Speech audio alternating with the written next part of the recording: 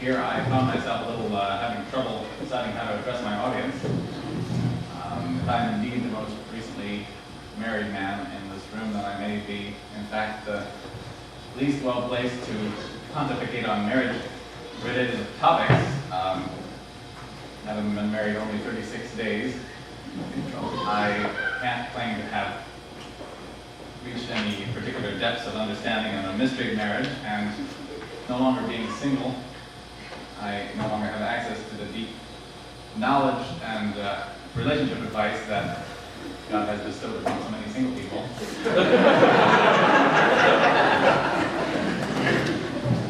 So anything I'm about to say will probably be less edifying than if all of you just stood up suddenly and shouted advice at us. But be that as it may, I'm just going to give a few uncollected, unrehearsed observations that I've noticed in my 36 days of marriage. And the first has to do with the pronouns that I've been using, which I have only succeeded in using one first-person plural pronoun so far. I'm saying a lot of my and me, but there's a lot of our and us now, and Brooke and I both agreed, and this is something that's difficult to put exactly into words appropriately, because we do believe that the two shall become one, but at the same time we don't lose our individualities. We want to lose our individualities, and I don't think that's a danger for either of us, given our personalities, but there is a certain real sense, of course, where the me is replaced, not done away with, but at least in our thought patterns and our speech patterns even, and if you believe the saber work hypothesis, those would be very much related, and I may do a lot better. Well, Dad didn't have nearly that much trouble, maybe he talks about it than I do, that I might do a lot better in thinking plurally if I was speaking plurally, using more us and our and we. Anyway, that's not a very deep thought. It's something I did think about. And I have many thoughts, it's not very deep thoughts.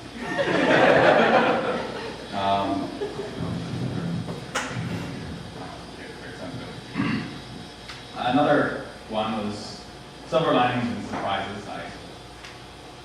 Obviously, anybody who gets married is going to have surprises, and I knew that, so I have had a long history of thinking that I inured myself to surprises by knowing that surprises would exist, and so I kind of meta-enabled myself to overcome surprises by realizing the concept of surprises completely before any individual surprise would overcome me, and the fact is we still get surprised.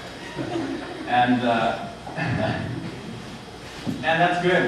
We both like new things. And of course, not all surprises are good surprises. I'm not going to elaborate. But I'm just talking about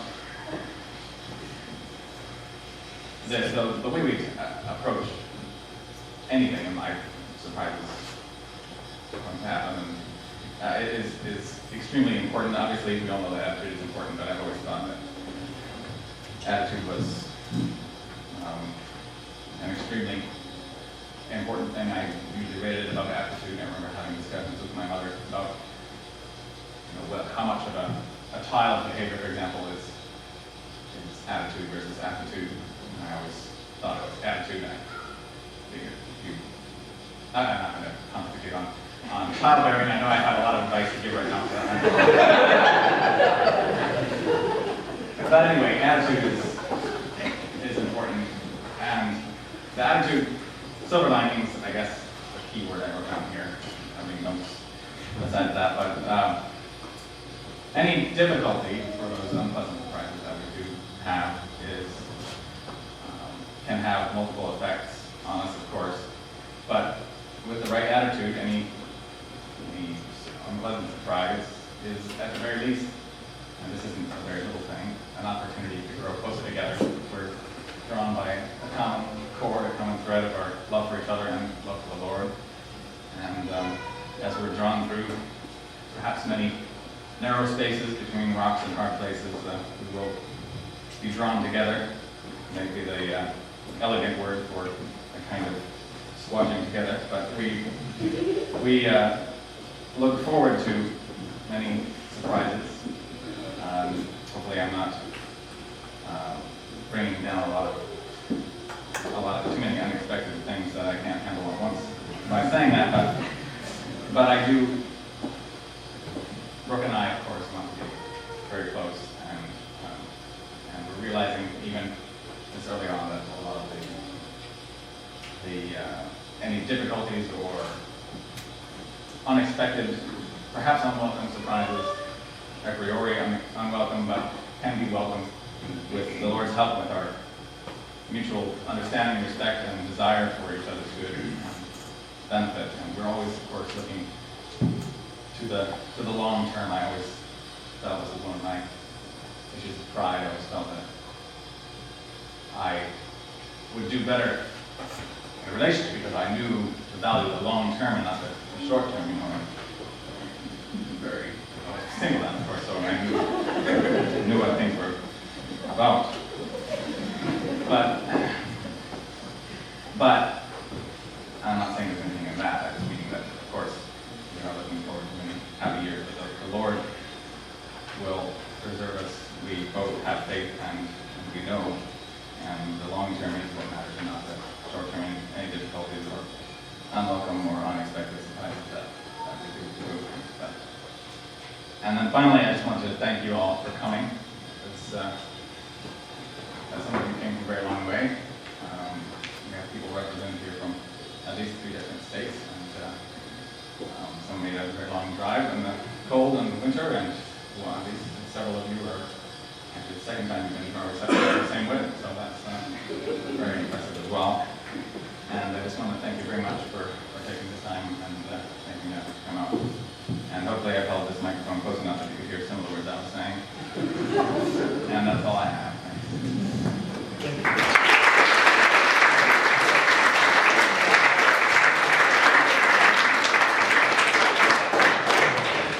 I might want to add there, Darren, if I would have known it was so difficult, I may not have gotten married.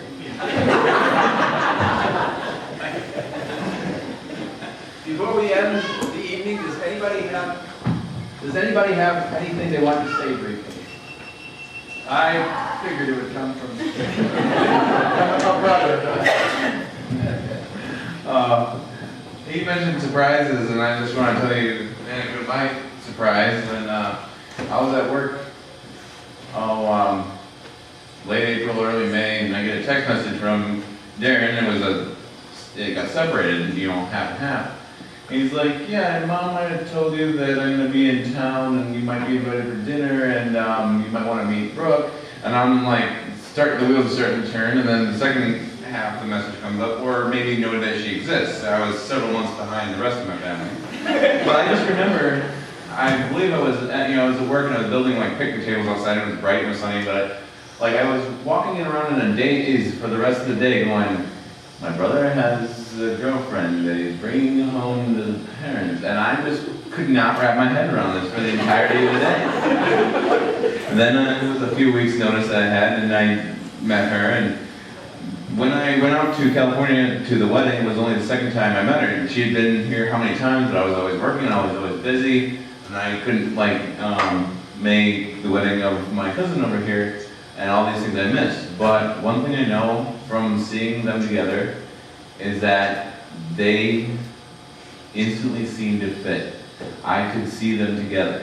And for all the things my brother and I have agreed on over the years, I can agree with him that she is a very lovely lady.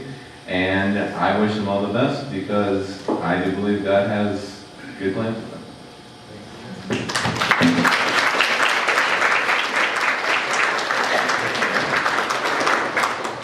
All I want to say is that having another sister-in-law is pretty cool. I remember Dad showing me a picture of a Bible conference that it was a picture of a group of girls, and they were all sitting around at a table, and he said, which one do you think is the prettiest? And I said, oh, that one looks the prettiest. prettiest, and it turned out to be Brooke, which I was a little startled. But I just have to say that I never really thought that Darren could get somebody that would fit his quirks and his kinks, and he just was this person that I never thought could get married. Darren, I love you, but I never really thought about it.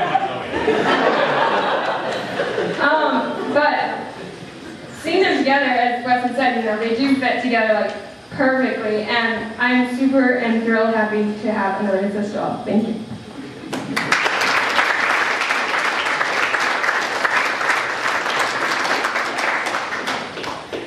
Anybody else? Someone? Well, thank you very much, everyone, again, for coming and joining us here. We appreciate it very much, and we still have a few, cups of coffee or cider or dessert or whatever there. If you want to partake for a little bit yet. And thank you very much. I think we'll get a follow-up to it, man. Yes. For a good meal. Excellent food.